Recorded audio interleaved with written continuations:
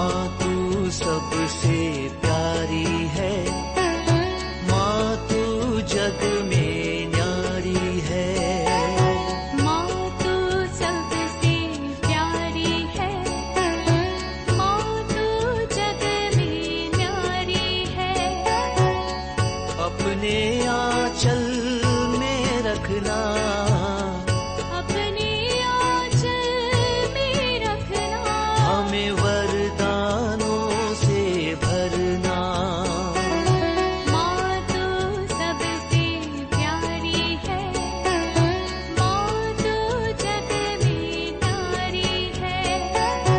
माँ तू सबसे प्यारी है, माँ तू जग में न्यारी है। पिता, पुत्र और पवित्र आत्मा के नाम पर आमीन। आप सबों को जय यीशु। इन दिनों में हम लोग पाप स्वीकार के विषय में ही मनन चिंतन करते आ रहे हैं। तो बीते दिनों में हम लोग पाप क्या है, एक एक पाप के विषय में, पश्चाताप के विषय में और एक अच्छा पाप स्वीकार के लिए जो 5 स्टेप है उसके विषय में मनन चिंतन किया। आज एक पाप स्वीकार करने से क्या क्या आपको लाभ मिलने वाला है, इसके विषय में मनन चिंतन करेंगे। यदि पाप स्वीकार किया है उसका कुछ फायदा है, पाप स्वीकार नहीं किया है आपको नुकसान है। क्योंकि प्रवक्ता ग्रंथ अध्याय 19 वाक्य 4 में लिखा है, सिराक चैप्टर 19 वर्स 4 में लिखा है, पाप हमें संकट में डालता है, पाप हमें नुकसान पहुंचाता है। जो पाप करता है वो अपने को ही नुकसान पहुंचाता है। उसी प्रकार तोबित का ग्रंथ अध्याय 12 में भी लिखा है, जो पाप करता है वो अपने को दंड दे रहा है, अपने को नुकसान पहुंचाता है। इसी वजह से पापों को छोड़ना, पापों को एक पुरोहित के पास जाकर के स्वीकार करना, ये सब हम लोगों ने मनन चिंतन किया। यदि हम लोग एक अच्छा पाप स्वीकार करते हैं तो उसके द्वारा हम लोगों के जीवन में अनगिनत वरदान मिलते हैं। हम लोग रिट्रीटों में लोगों को एक अच्छा पाप स्वीकार करने के लिए तैयार करते हैं। लोग रिट्रीट में भाग लेते हुए पापों का जो बोध आकर के पवित्र आत्मा की सहायता से अच्छी तैयारी करके कागज में लिख करके अनेकों लोग इस प्रकार अच्छे अच्छे पाप स्वीकार करते हैं। पाप स्वीकार करने के बाद बोलता है, ब्रदर जी बहुत बड़ा एक बोझ उतरा हुआ और शरीर हल्का हुआ और मन में, हृदय में एक आनंद का अनुभव कर रहा है। क्योंकि स्तोत्र ग्रंथ उसके 38 वाक्य 4 और 5 के अंदर लिखा हुआ एक भारी बोझ है पाप। एक भारी बोझ के जैसे इसे उठाने में मैं असमर्थ हूं करके स्तोत्रगार कहते हैं। इस संसार का सबसे बड़ा बोझ पाप का बोझ है। कोई गलती करने के बाद जब तक हम उसको छिपाते रहता है वो पाप हमें दंड देते रहता है, दुख देते रहता है। यदि हम लोग स्तोत्र ग्रंथ उसके अध्याय 32 को सबसे पहले उसको पढ़ लेते हैं। स्तोत्र ग्रंथ 32 वाक्य 3 में लिखा हुआ है, साम 32:3, जब तक मैं मौन रहा तब तक मेरे निरंतर कराहने से मेरी हड्डियां चीजती रही। वाक्य 4 में लिखा है, क्योंकि दिन रात मुझ पर तेरे हाथ का भार था। मेरे शक्ति रस मानो ग्रीष्म की ताप से सूखता रहा जब तक मैं मौन रहा। जब तक पापों को मैं एक पुरोहित के पास जाकर के स्वीकार नहीं किया तब तक मेरे हड्डियां चीजती रही, मैं अस्वस्थ हूं। इसके बाद अध्याय 38 को भी पढ़ लेते हैं। वाक्य 4, मेरे पाप के कारण मेरे समस्त हड्डियां छीज रही है। स्तोत्रकार बार बार ये कहते हैं, पाप मुझे ही नुकसान दर्द दे रहा है। मेरे अपराधों का ढेर मेरे सिर से भी ऊंचा हो गया, भारी बोझ की तरह उन्हें ढोने में मैं असमर्थ हूं। देखो, दुनिया का सबसे बड़ा बोझ पाप का बोझ, इसे उठाने में, उस पाप के साथ जीने में कितना तकलीफ है। दिन रात सोचते रहेगा। अनेकों लोग धीरे धीरे पागल हो जाते हैं। हो सकता है एक बड़ा पाप में गिरा होगा, उसको मन में रखते रखते दिन रात ना पढ़ाई कर पा रहा है, ना काम कर पा रहा है, ना किसी के साथ अच्छा व्यवहार बातचीत कर पा रहा है। ये पाप उनको खाते जा रहे हैं, क्योंकि ये शैतान का ऐसा कार्य है, सबसे पहले पाप में गिराना।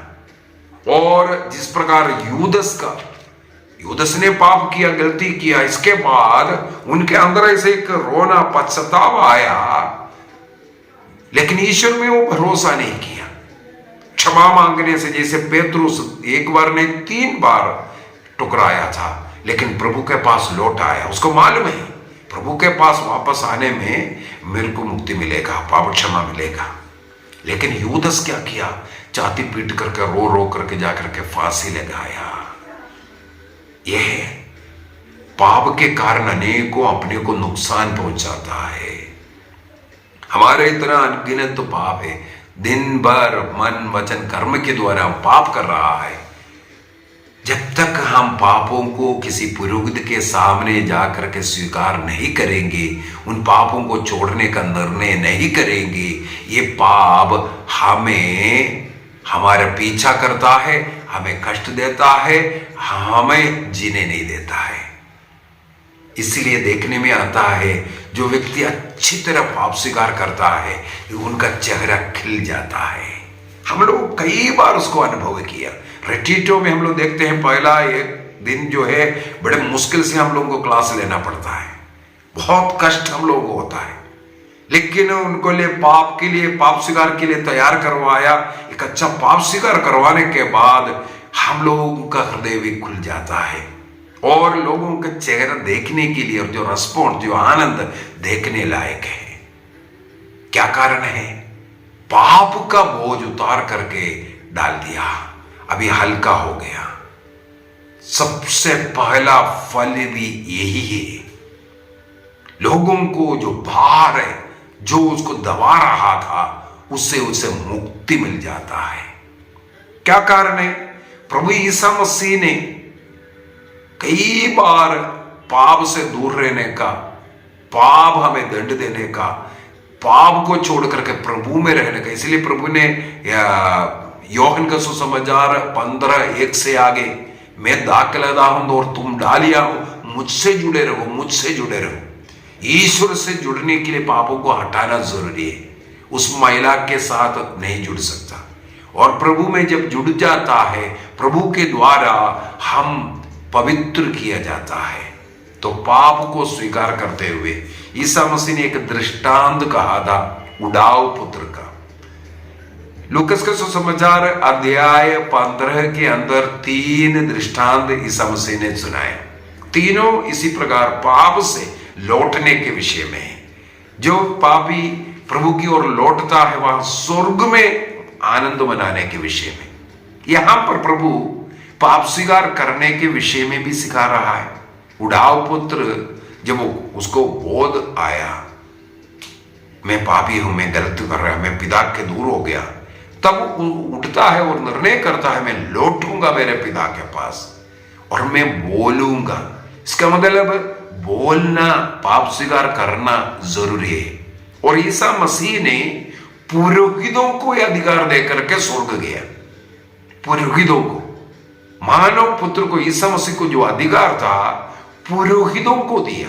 योहन का सुसमाचार अध्याय 20 वाक्य 23 के द्वारा ईसा मसीह ने वो अधिकार पुरोहितों को दिया, चेले लोगों को दिया, प्रेरितों को दिया। इसका मतलब है हमें उनके पास जाकर के पापों को स्वीकार करना जरूरी है। इसलिए प्रभु ने अधिकार देकर के गया। अब ईसा मसीह से बोलेगा तो मसीह नहीं क्षमा करेगा, उसके लिए पुरोहित के पास जाना पड़ेगा। जाकर के क्षमा करेगा तो बाइबल में वचन लिखा हुआ है, हिब्रूस इब्रानियों का पत्र उसके अध्याय 8:12, इब्रानियों का पत्र अध्याय 8:12, मैं उन पापों को याद भी नहीं रखूंगा। वही समझ ईश्वर का वादा है। पुराना विधान के वचन को कोट करते हुए बोल रहे हैं, मैं उन पापों को याद भी नहीं रखूंगा। और इब्रानी अध्याय 10:17 में भी यही रिपीट कर रहा है, यदि मैं अपने गुनाहों को स्वीकार करूंगा, छोड़ दूंगा, तो प्रभु तैयार है उसको याद नहीं रखने का। स्तोत्र ग्रंथ साम 103:12, वहां पर भी सबसे सुंदर तरीके से लिखा हुआ है, जैसे पूर्व पश्चिम से जितना दूर है उतना अधिक हमसे हमारे पापों को दूर करने के विषय में। मीका का ग्रंथ अध्याय 7 वाक्य 18 और 19 के अंदर भी लिखा हुआ है हमारे पाप क्षमा करने के विषय में, पापों को पैरों तले रोंदने और समुद्र के गर्भ में फेंकने के विषय में। और अय्यूब का ग्रंथ अध्याय 14:17 में हमारे उन पापों को मुहरबंद सील लगाने के विषय में। इसका मतलब जो पापों को हम पुरोहित से बोलता है पूर्ण रूप से क्षमा किया, इसके बारे में इसके हमें याद नहीं करना, क्योंकि प्रभु ने कहा उन पापों को मैं याद नहीं करूंगा। यदि ईश्वर याद नहीं करता है, हमें भूल जाना चाहिए, चाहे कितना भी बड़ा पाप क्यों ना किया हो। तुम्हारा पाप सिंदूर की तरह लाल क्यों ना हो, हिम की तरह उज्जवल करेंगे, किरमिजी की तरह मटमैला क्यों ना हो, ऊन की तरह श्वेत किए जाएंगे बोल करने वाला प्रभु हमारे उन पापों को हमसे दूर किया, हम पाप मुक्ति प्राप्त किया, वो हमारे सिर से उतर गया, विश्वास आता है। और साथ ही साथ हम पाप करते हुए जो ईश्वरीय कृपाओं को नष्ट किया, जो बपतिस्मा में, दृढ़ीकरण संस्कारों में, अन्य संस्कारों के द्वारा जो कृपा, ईश्वरीय कृपा से हम भर गया था, पाप उसमें नुकसान पहुंचाया था। हम पाप स्वीकार करते हुए प्रभु में लौट करके जो नुकसान इसके द्वारा पाप के कारण हमारे जीवन में हुआ था, वो सारे कृपाएं हमें लौटा देता है। उदाहरण के लिए उड़ाव पुत्र जब वापस आया, उस पिता ने अच्छे वस्त्र पहनाया, उसके अंगुलियों में अंगूठी पहनाया और उसके पैरों पर चप्पल पहनाता है।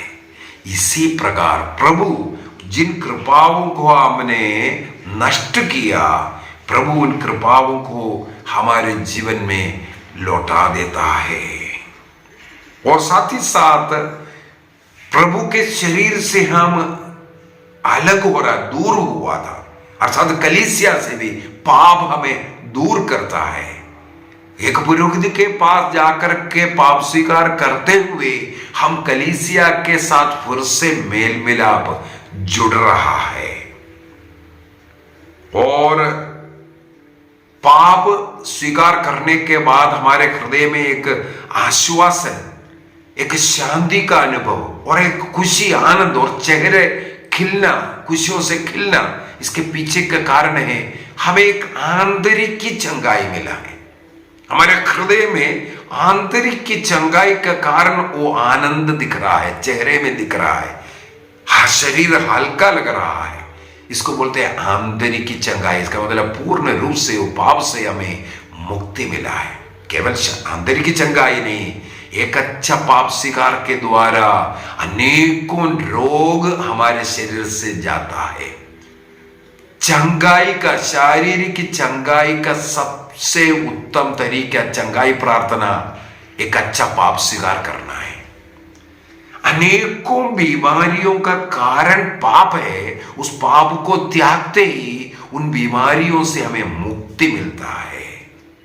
अनेकों निसंतान दंपतियों को संतान मिलता हुआ, बड़े बड़े रोगों से चंगाई प्राप्त करता हुआ, मैंने इवन एक अर्धांग रोगी को उड़ करके दौड़ता हुआ देखा मेरे आंखों से।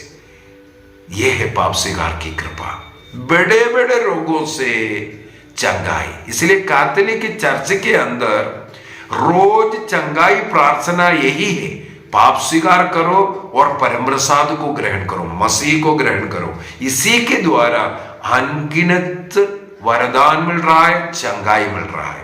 विशेष एक चंगाई प्रार्थना करना, आपके सिर पर हाथ रख करके प्रार्थना करना जरूरी नहीं है कैथोलिक कलीसिया में। एक आप अच्छा पाप स्वीकार कर लो, इसके बाद योग्य रीति से परम प्रसाद को ग्रहण करो, सबों के साथ मेल मिलाप में रहो, आपको चंगाई मिल रहा है। कैथोलिक कलीसिया के अनुसार सबसे पहला चंगाई प्रार्थना यही है। इसलिए जो पाप स्वीकार संस्कार है इसको चंगाई का संस्कार कहते हैं, चंगाई प्रार्थना कहते हैं। और आगे हमारे पापों के कारण जो कलीसिया को जो पीड़ा सहन करना पड़ा, हो सकता है हमारे माता पिता भाई बहन अन्य लोगों को जो कलीसिया को जो कष्ट उठाना पड़ा, उनको भी इसके द्वारा आशीष मिलता है। मान लो एक व्यक्ति शराबी था, उसने पाप स्वीकार करने के बाद शराब पीना छोड़ दिया, उस शराब के कारण उसके घर वाले पीड़ित थे। अब इसके छूटने के कारण उस घर वाले को ऐसे डायरेक्टली हम लोग दिख रहा है, उनको ऐसे ही चंगाई मिली, खुशी मिलेगी। इसका मतलब केवल हमें नहीं, हमारे कलीसिया को भी इसके द्वारा कृपा मिल रहा है। पाप स्वीकार के द्वारा हम पुनः संतों की संगति में हम जुड़ जाते हैं, हम भी संत बन जाते हैं। एक अच्छा पाप स्वीकार के द्वारा हम संत बन रहा है और उस संतों की मंडली में हम भी जुड़ जाता है। प्रभु यीशु मसीह का शरीर अर्थात कलीसिया केवल जीवित लोगों का नहीं, जो मृत विश्वासी है, जो संत लोग है, चौदहगाग्नि के, जो स्वर्ग गया, इन सबों का एक मंडली है, जुड़ा हुआ है। तो उस मंडली में हम पुनः जो सदस्य बनता है, मेंबर बन जाता है और जुड़ जाता है। और हमारे जो पापी मृत्यु से जो जीवन में हम लोग प्रवेश करता है, पाप के कारण हम मृत्यु में गया था। पाप का वेदन मृत्यु है, रोमियो का पत्र दिया है 6:23। हम लोग पाप स्वीकार के कारण ये जो मृत्यु का जीवन, आत्मिक की मृत्यु सबसे पहले, उस मृत्यु के जीवन से हम लोग अनंत जीवन में प्रवेश कर रहा है केवल एक पाप स्वीकार के द्वारा। योहन का सुसमाचार उसके अध्याय 5:24 में हम लोग इस विषय में पढ़ सकता है। और इस प्रकार हम लोग अनंत दंड से भी मुक्ति प्राप्त कर रहे हैं। नरक जाना था हमारे पाप, लेकिन एक पाप स्वीकार कर पुरोहित ने हमारा पाप क्षमा किया, नरक दंड से हम मुक्ति प्राप्त किया है। अगला है अपने कमजोरियों को हम लोगों ने प्रभु के सामने स्वीकार किया, अर्पित किया। जो जो बलहीनता है हमने स्वीकार किया। इस कारण हम लोग भी जो अंतिम न्याय के समय पर प्रभु के सामने खड़े रहने का, और जैसे मत्ती का सुसमाचार 25 के अंदर दाहिने के लोग बाएं के लोग, हम बाएं के लोग था, पापी नरक जाने लायक था, अब हमें इस पाप स्वीकार के द्वारा दाहिने के लोग बनाया। बाएं से उठा करके पाप स्वीकार हमें दाहिने के लोग बनाया। इस प्रकार पवित्र बनकर के स्वर्ग राज्य का अधिकारी एक पाप स्वीकार के द्वारा हम बन जाते हैं। और पवित्र आत्मा का अभिषेक, 7 संस्कार है, 7 संस्कार में पवित्र आत्मा का अभिषेक होता है। तो पाप स्वीकार में भी जब हम अपने पापों को स्वीकार किया और पुरोहित द्वारा जो अभिषेक आशीष दिया, इसके द्वारा हम लोग पवित्र आत्मा का अभिषिक्त बन जाता है और आइंदा पाप ना करने का वो शक्ति पवित्र आत्मा हमें देता है। और कलीसिया के सामने जुड़ करके और पाप स्वीकार करते हुए हमारे संसार में रहने वाले जो कालिक दंड है, कई प्रायश्चित विधियां करते हुए कालिक दंड से भी हम मुक्ति प्राप्त करते हैं। आइए हम अपनी आंखें बंद करें। एक अच्छा पाप स्वीकार के द्वारा जो आनंद, जो खुशी, हमारा पाप पूर्ण क्षमा हुआ, उस पाप को अभी हमें याद करने की जरूरत नहीं। दोबारा पाप में गिरने से भी ये पाप स्वीकार संस्कार हमें बचाता है, और कलीसिया द्वारा हमें कृपा अनुग्रह आशीष मिल रहा है। निर्णय कीजिए, एक अच्छा पाप स्वीकार करेंगे, इस आनंद को, इस शांति का अनुभव करेंगे, प्रभु में लौट करके जाना, उस खुशी, उस उड़ाव पुत्र के घर में जो आनंद मनाया, उस आनंद में हम प्रवेश करता है। दोबारा उस पाप याद आता है, इसलिए दोबारा ऐसा पाप में ना गिर जाए, इसके लिए वो पाप याद आता है। निर्णय कीजिए एक अच्छा पाप स्वीकार करने का और ये आनंद को पाने का। पिता, पुत्र और पवित्र आत्मा के नाम पर आमीन। आप सबों को जय यीशु।